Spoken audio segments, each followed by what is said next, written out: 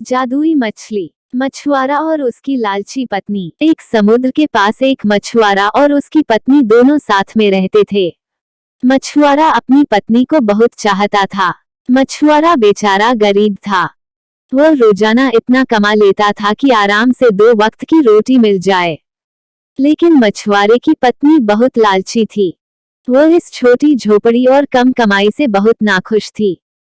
इसलिए वह हमेशा मछुआरे को डांटा करती थी कि वह बहुत कम कमाता है। एक दिन वह मछुआरा समुद्र की तरफ गया और उसने जाल को फैलाया और मछली का इंतजार करने लगा। बहुत देर तक इंतजार करने के बाद भी उसको कुछ नहीं मिला। मछुआरा निराश होकर वापस घर लौट आया। खाली हाथ देखकर उसकी पत्नी ने चिल्लाना शुरू कर दिया। बहुत डांटने पर वो मछुआरा वापस समुद्र के किनारे जाल फैलाकर बैठ गया और मछली का इंतजार करने लगा। थोड़ी देर बाद एक मछली उसके जाल में फंस गई। वो उसको ऊपर खींचता है।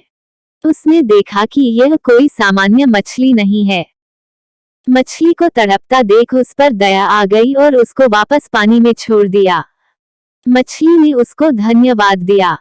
ठीक है, मुझे फिर से खाली हाथ लौटना पड़ेगा। मछुआरे की उदासी को देखकर मछली उससे पूछती है, तुम उदास क्यों हो? मछुआरा बोलता है, मेरी बीवी एक बहुत बड़ा घर चाहती है, लेकिन मेरे पास कमाने का कोई साधन नहीं है। इसलिए मेरी बीवी मुझ पर हमेशा गुस्सा करती रहती हैं। मछली बोलती है, तुम घर जाओ। समझ लो तुम्हारी पत्नी की इच्छा पूरी हो गई। मछुआरा हैरान होकर बोला, क्या? मछली ने कहा कि तुमने ठीक सुना है, तुम्हारी पत्नी की इच्छा पूरी हो गई है। मछुआरा दौड़कर घर की तरफ गया। उसने देखा कि उसकी झोपड़ी एक पक्का मकान बन चुका था। ये देखकर मछुआरा हैरान था। वह समझ गया था कि वह मछली कोई मामूली मछली नहीं है। यह बात उसने अपनी बीवी को बताई। मछुआरे ने अपनी पत्नी से कहा, अब तो तुम खुश हो ना?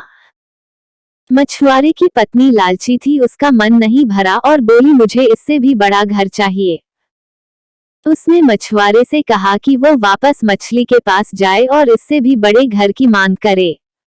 मछुआरे ने मना कर दिया और बीबी फिर से नाराज हो गई। मजबूरन मछुआरे को वापस मछली के पास जाना पड़ा। समुद्र किनारे जाकर उसने मछली को बुलाया और कहा कि मेरी बीबी को इससे भी बड़ा घर चाहिए। जादुई मछली ने यह इच्छा भी पूरी कर दी। मछुआरा धन्यवाद देकर घर चला गया। उसने देखा कि उसका घर बहुत बड़ा बंगला बन चुका था। अब मछुआरे ने अपनी बीबी से पूछा कि क्या अब वह खुश हैं?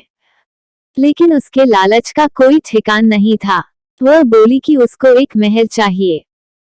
मछुआरा एक बार फिर उस जादुई मछली के पास जाता है और एक बड़े महल की मांग करता है। वह मछली बिना कोई प्रश्न किए उसकी यह इच्छा भी पूरी कर देती है।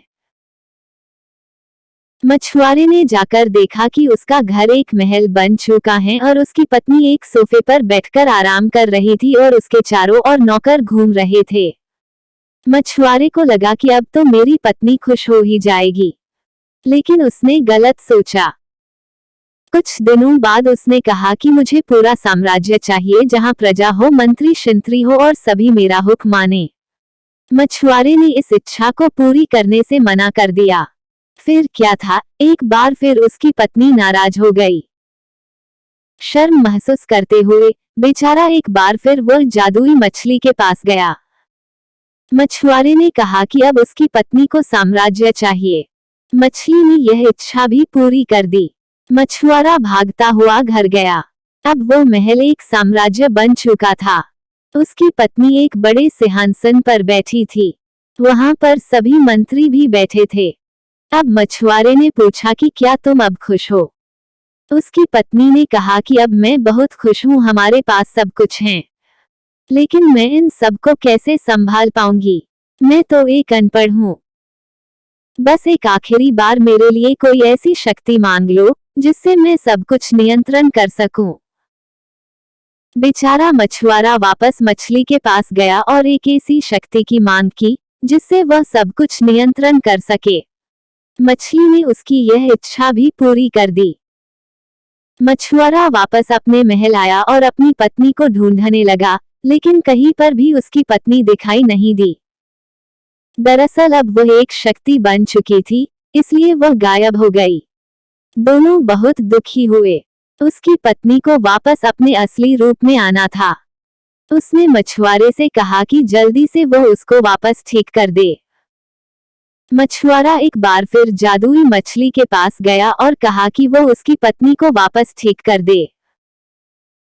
मछली ने मना कर दिया, ये तुम्हारी इच्छा है, मैं केवल तुम्हारी पत्नी की इच्छा पूरी कर सकती हूँ, तुम्हारी नहीं। मछुआरा वहीं बैठ गया और कहने लगा, मैंने तुम्हारी जान बचाई, जब तक तुम सब कुछ पहले जैसा नहीं कर देती मैं यहाँ से नहीं जाऊंगा। मछली ने कहा, ठीक है, इसके बाद तुम दोनों की कोई इच्छा पूरी नहीं होगी, जाओ, मैं सब कुछ पहले जैसा कर देती हूँ। मछुआरा वहां से घर चला आया। उसने देखा कि उसकी पत्नी झोपड़ी के बाहर बर्तन धो रही थी। लगे उन दोनों को अपने गलती का एहसास हो गया और मेहनत करके जीवन यापन लगे।